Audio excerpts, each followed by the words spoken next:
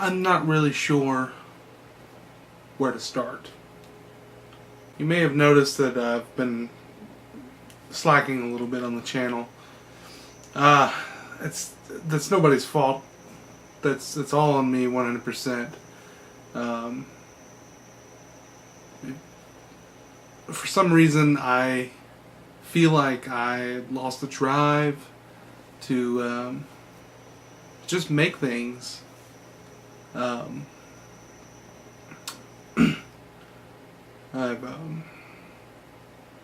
haven't had any good short film ideas. I'm not gonna lie. I gave the Let's Plays a chance, but it's just not my thing. So it's gonna be something that's probably not gonna come back.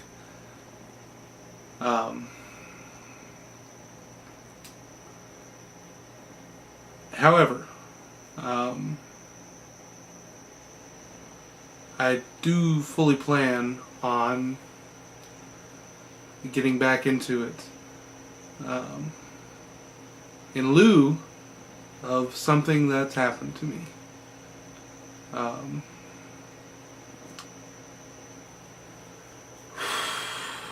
Boy, this is rough.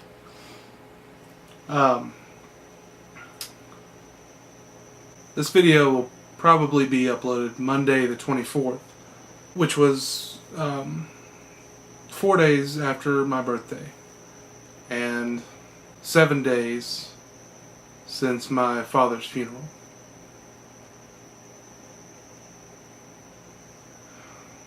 My father's, he's been through a lot.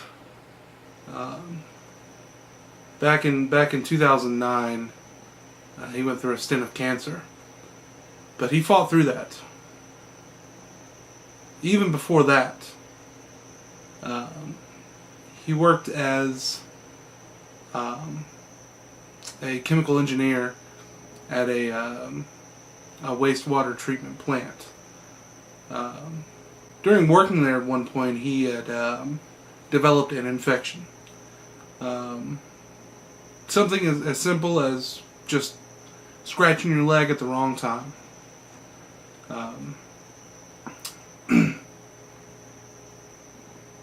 The infection spread pretty quickly at that point. It almost got him that time. But he pulled through. Then fast forwarding back to the 2009, he was, feeling in pain, and he was always the sort of guy that did not want to go to the doctor.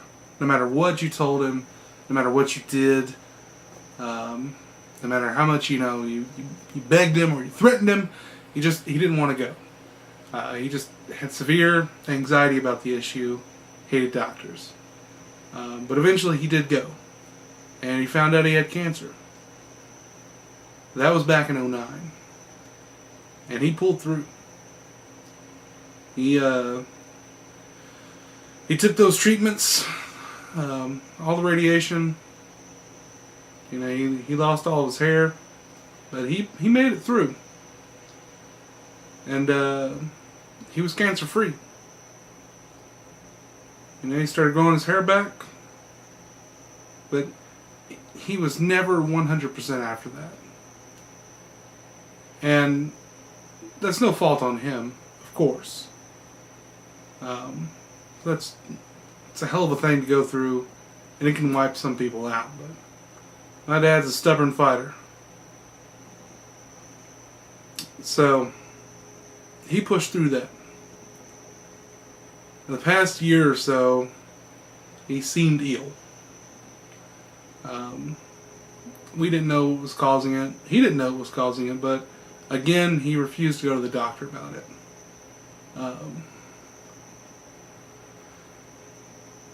To the point where, he wasn't walking around a lot.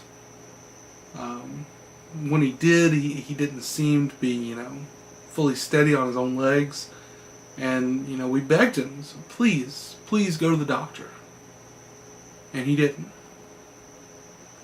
He thought, He'll get through it, just like he's done everything else. Well, there was a point a couple of weeks before it happened that he told me he wanted to go to the doctor, and I knew that if he was asking me, that it was pretty serious. So, the next day I said, yeah, I'll take you to the doctor. And, I got all ready to go, and he changed his mind. So, I didn't think twice of it. I can't force him to go, Well, fast forward to the 12th. We were moving some furniture around. We've been moving some things out of the house just to get them out of the way. We had loaded up this big trailer full of stuff, some couple of dressers, some chairs we weren't using, things like that. Well, we'd realized, that I hadn't really seen my dad all day.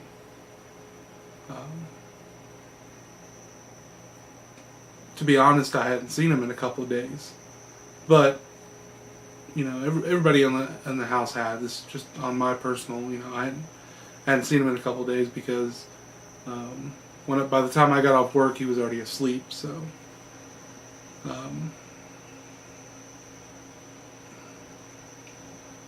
we went to check on him that Wednesday, and we asked my brother, whose room's adjacent to it. We asked him, had he seen Daddy all day, and he said no, but he'd heard him snoring, said he's asleep. So we knocked on the door, we went to check on him. We knocked and there wasn't an answer, so we just opened the door to see, and he was not good. He was in the bed. He was on his back, and he just looked bad, really bad. And we tried to talk to him. We said, hey, you okay? And he didn't respond. So we all kind of looked at each other and we said, yeah, we need to get him to the hospital. So we called an ambulance, and first responders came and, checked everything and said his blood sugar was low, asked if he was diabetic, which he wasn't, and nobody in my family is.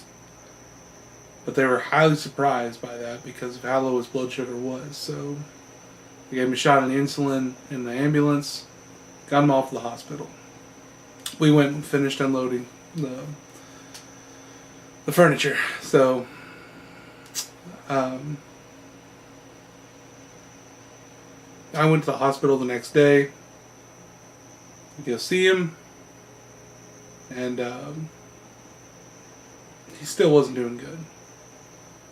He was still unresponsive to anything.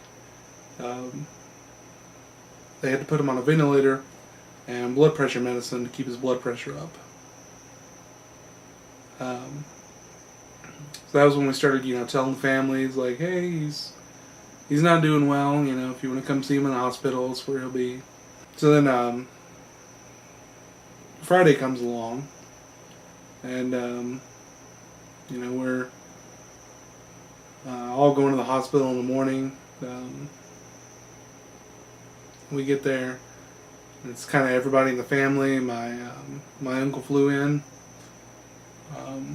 his mother, my grandmother, my aunt, everybody in the immediate family were there. And it was then that we found out from the doctor that the prognosis was not good.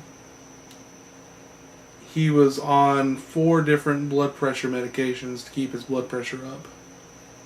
And honestly, without that, he wouldn't be alive. Without the ventilator, he wouldn't be alive. Sometime overnight between Thursday and Friday, his one functioning kidney had shut down. And they knew that the organs would soon follow in suit.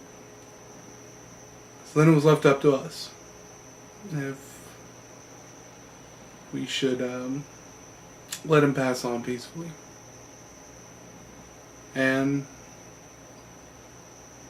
that was one of the hardest decisions I've ever had to make in my life. Because I wasn't ready to lose my dad. He was a great guy. I looked a lot like him. And I apologize.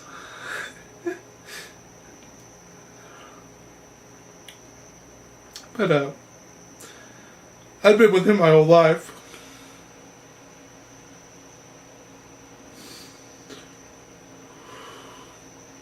I'm 27. He was 52 when he passed away.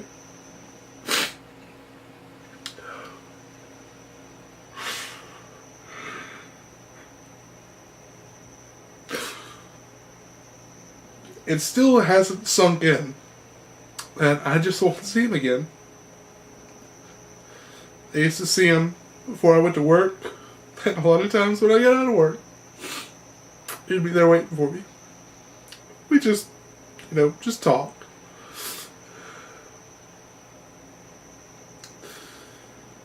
But he was my hero.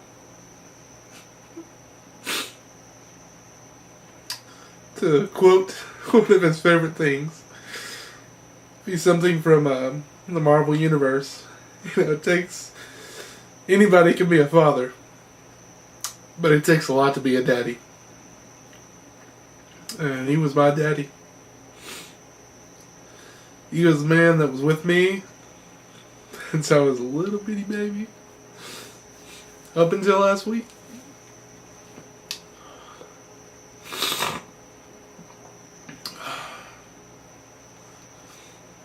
But the thing is that even though I'm grieving now, and I feel like I'll never get over it, I know that he wouldn't want that.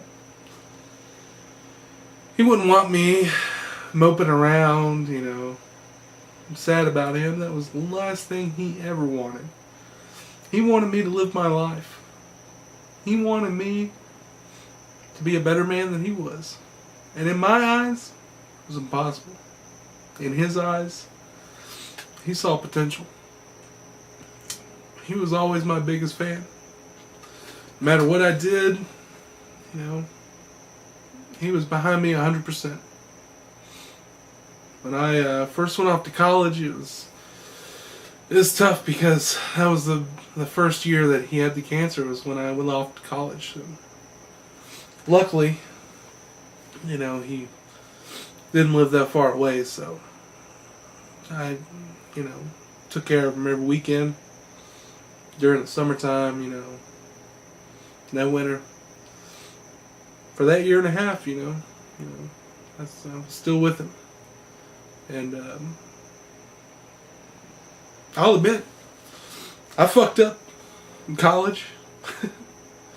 My first year in college, I failed everything. Yeah. It was my very first experience away from home, and I just didn't do well at all. And the thing I was most worried about was letting my dad down. I just wanted him to be proud of me, and I felt like that I had let him down.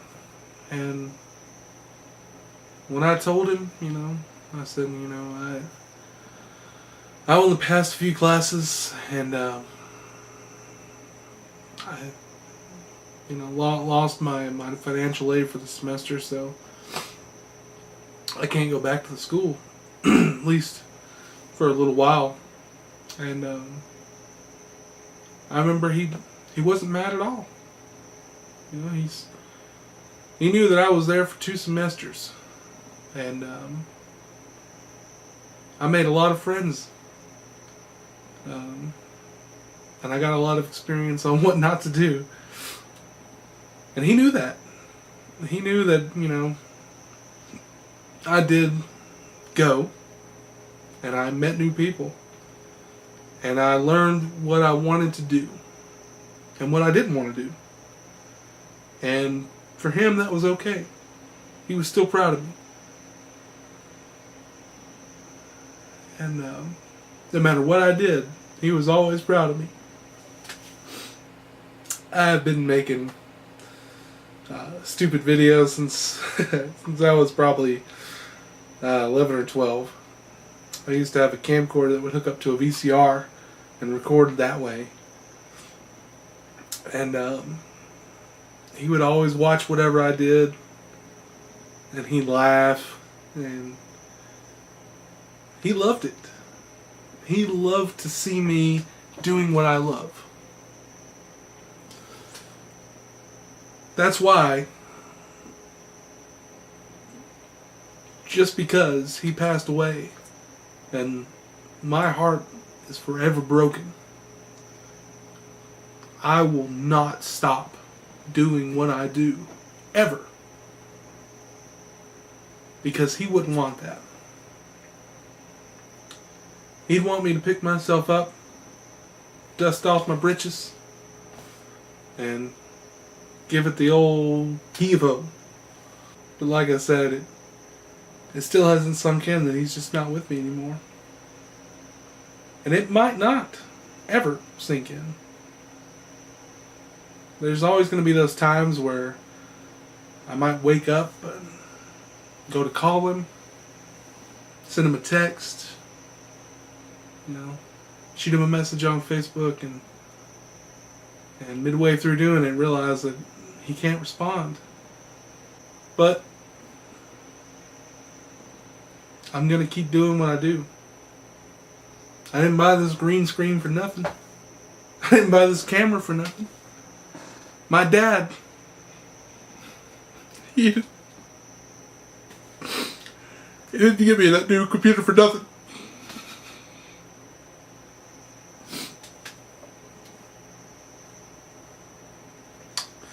He got it for me because I wanted something that could process a professional video editing software.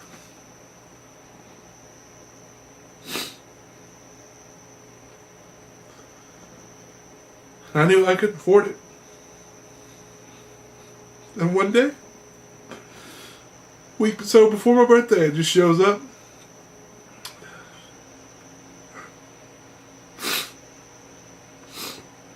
I can't lie and say that I didn't wish a few things were different.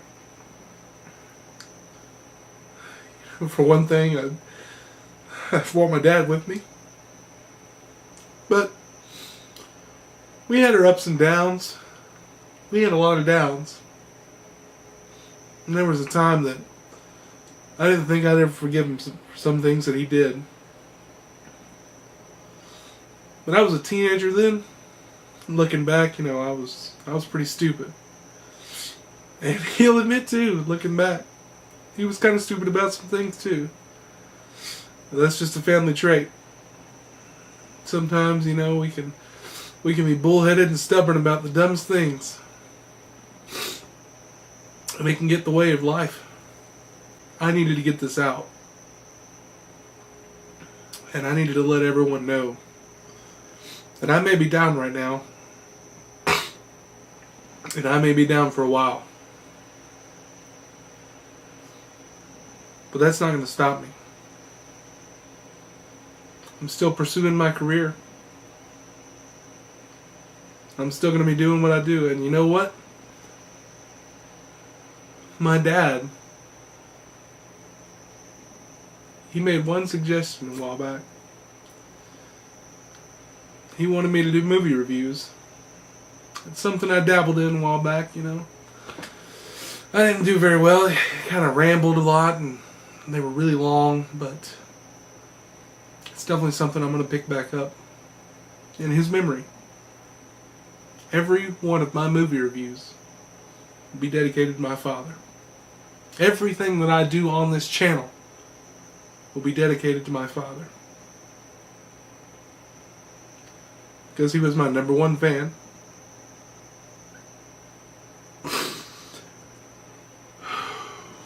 And I love him.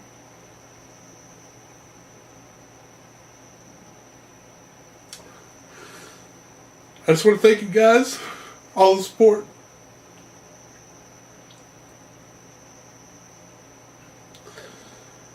No matter how small the fan base is or how big it grows, each and every person that watches my videos, you got a place in my heart. Because it's you guys and my dad that's kept me going all these years.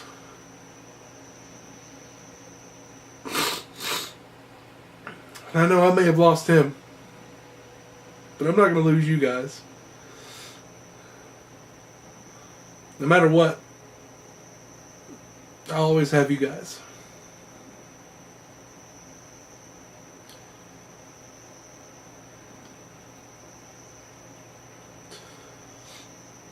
There's something I want to leave you guys with. It's I've never uploaded it ever before. I got it off my dad's hard drive years ago. So when I was first really getting into this sort of thing, I just had a little digital camera. It did movie files, mostly made for pictures though. And I'd make short little stupid things all day on that thing. And my dad said he had an idea for something. So we just went over on the side of the living room and he told me what he was going to do, and I would take a picture and he put it together all himself.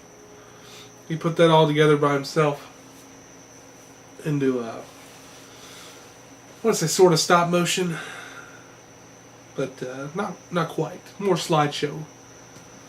But I'm going to play that for you guys right now. And I hope you enjoy. And I just want to let you know, if you still got your parents, reach out to them. Just give them a call, shoot them a text, just let them know that you love them. Because you never know, one day they just won't be there for you.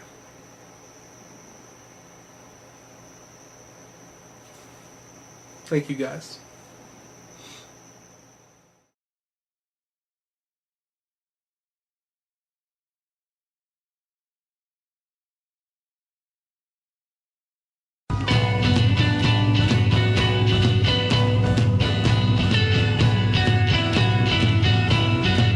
Fíjense qué lindo, fíjense qué bien, como si no tuviera nadie que lo enseñe.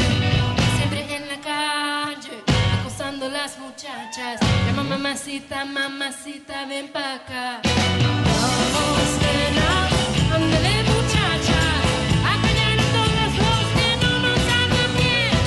Vamos, nena, sé que están cansadas de escuchar el mismo cuento de ayer.